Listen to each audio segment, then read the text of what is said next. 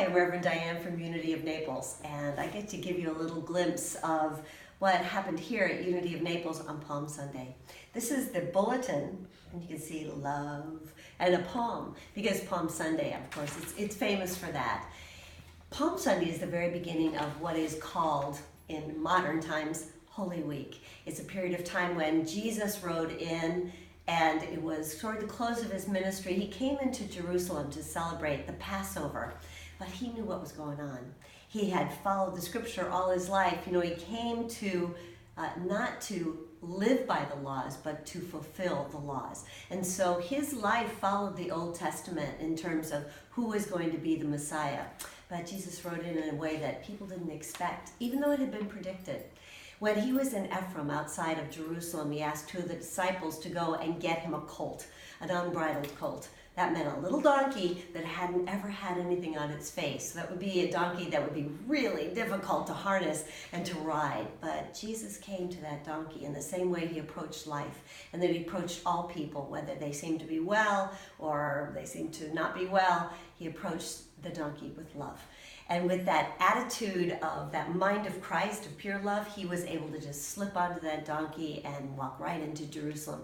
People loved seeing him come because some of the people thought that, yeah, he was their Messiah. Others thought he wasn't at all, because he was supposed to be for them on some kind of steed with a sword, and you know, we know the story. But Jesus was an emissary of love, first and foremost in his life. During that week, he does so many things that are basically saying, calm down, everybody calm down. Even though we as human beings, and he was that, are fully divine. And each of us is going to go through this thing that we call death, but really it's a rebirth, and we're going to lift up and be resurrected. And he showed that, demonstrated it in the physical form of Jesus as the Christ, the bearer of that consciousness. He said, this and even greater things will you do. So he came as this amazing example, you know, like doing things that didn't seem like they would be possible at all. The thing that he had done right before he came into Jerusalem that week, in the book of John, which is the mystical gospel, is to raise Lazarus from the dead. 4 days he'd been dead. And yet he called to him, to the life force within him, and he said, come forth. And he wasn't speaking to that part of Lazarus that needed to pass, you know, those ways of living that needed to go. He was speaking to that part of Lazarus, that the Christ in him come forth. And Lazarus came forth. It was a miracle. And Jesus had done a lot of miracles.